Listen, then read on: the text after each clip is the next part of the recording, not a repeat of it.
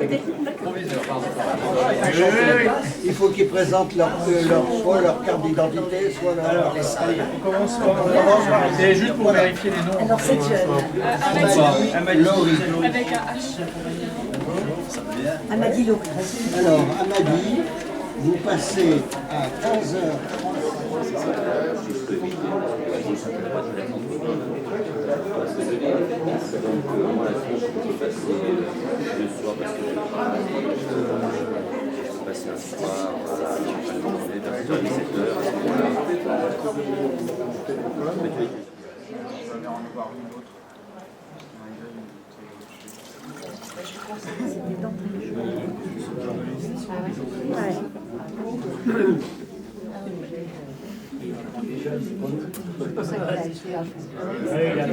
T'as raison. Est-ce qu'il faut posséder pour savoir donner ou est-ce qu'on peut donner au-delà de ce qu'on possède? Est-ce qu'on peut donner quelque chose de plus immatériel comme de l'amour? Donner de l'amour, finalement, ça ne coûte rien. Et en donnant de l'amour à l'autre, on n'est pas forcément, au contraire d'un banquier, justement, on n'attend rien en retour. Posséder, toujours rien. J'ai décidé finalement d'aller me coucher. Le lendemain, j'ai recommencé. Et là, miracle. Enfin, j'étais possédé par l'inspiration. L'inspiration qui n'était jamais venue depuis 3 jours. Enfin, elle était là. Je n'avais surtout pas l'intention de la laisser passer.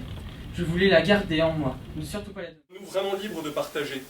Où s'arrête la liberté des uns et où commence celle des autres?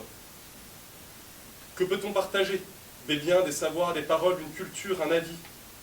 Où vivons-nous vraiment dans une société décadente et hypocrite misant sur le conditionnement de l'être humain et des pensées? De mettre un coup de pioche dans la muraille de mon ego et d'en sortir, sans armes, vers l'ennemi supposé. Du travail. Donner sa voix, donner sa vie, donner son cœur. Et la liste n'est pas exhaustive. André Gide savait-il réellement tout ce que le mot « donner » impliquait quand il a déclaré « Tout ce que tu ne sais pas donner te possède ». Mais voyons, Elliot!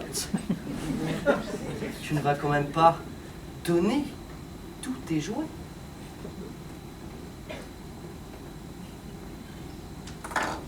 Ça, c'est mon père. Inquisiteur du gaspillage, angoissé de l'irraisonnable. Vous connaissez Georges Perec? Vous savez, celui qui a écrit ce célèbre roman des années 60 sur la société de consommation. Cela s'appelle Les Choses. Dans ce roman, le couple de héros, Jérôme et Sylvie, ne cesse d'accumuler des choses. Écoutons Perec. Il aurait fallu que tout le monde, les choses, de tout temps, leur appartiennent. Ils rêvaient de posséder. Ils auraient assouvi ce besoin immédiat, évident, d'être à la page. Ils aimaient la richesse avant d'aimer leur vie. Oui, ça s'est plutôt bien passé, j'ai l'impression. Enfin, en tout cas, le public semblait être à l'écoute et le jury était très rassurant. Donc, c'est une expérience assez intéressante. D'accord. Vous étiez public alors? Moi je m'étais inscrite, mais je me suis désinscrite parce que j'ai pas eu le temps de préparer, mais je regrette parce que ça a pas l'air d'être très angoissant comme situation, donc c'est mauvais. Alors, comment je suis venue à ce concours? Eh bien, tout simplement puisque mon lycée avait posé des affiches dans les couloirs. Ça m'a légèrement intriguée, puis j'avais quelques amis qui avaient déjà participé l'année dernière. Donc j'ai décidé de tenter l'expérience. D'accord. Et ça s'est passé comment là? Vous vous sentez comment? Là actuellement je me sens plutôt bien parce que déjà c'est passé, c'est fait, hein, donc il n'y a plus qu'à attendre les résultats. Ouais. Et le public a été assez gentil, donc... Vous avez pu dire tout ce que vous vouliez dire? Oui. Je suis très enthousiaste aujourd'hui, je suis même assez excitée par ce concours parce que mes élèves que j'admire beaucoup se sont inscrits, j'en ai 4. Et ils passent aujourd'hui, après avoir vraiment bien préparé leur discours, après s'être entraînés auprès de leur famille, dans la classe. Et en fait aujourd'hui, là je suis à l'attention maximum, j'en ai au moins 3 qui vont passer dans la demi-heure qui suit.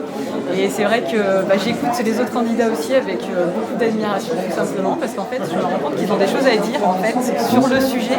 Et je pense que c'est ça qui les a encouragés à s'inscrire, parce que c'était de façon volontaire pour eux. Et j'admire l'éloquence qu'ils peuvent y mettre quand en fait leur cœur accompagne ce qu'ils ont à dire. Voilà, c'est ce que j'observe en écoutant les candidats. Voilà, je trouve ça très intéressant que ce soit organisé. Très bien, merci. Ça 10 minutes, un quart d'heure, ouais. Ça va, vous êtes content? Bien?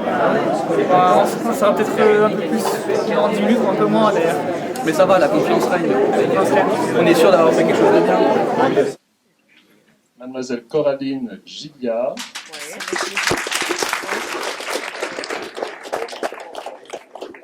Voilà.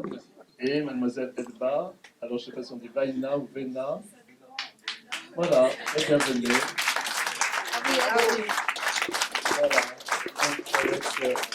Ça glace. Donc, c'est savoir parler, c'est important dans la société actuelle pour tout, pour le travail, pour les amis, pour les amours. Enfin, c'est important de savoir parler et l'éloquence nous conduit à savoir parler. Et c'est important que vous fassiez l'éloquence. Je me répète, je suis désolée, mais vraiment, c'est la première année que je le fais et je suis très contente d'avoir participé déjà rien qu'au départemental. Voilà.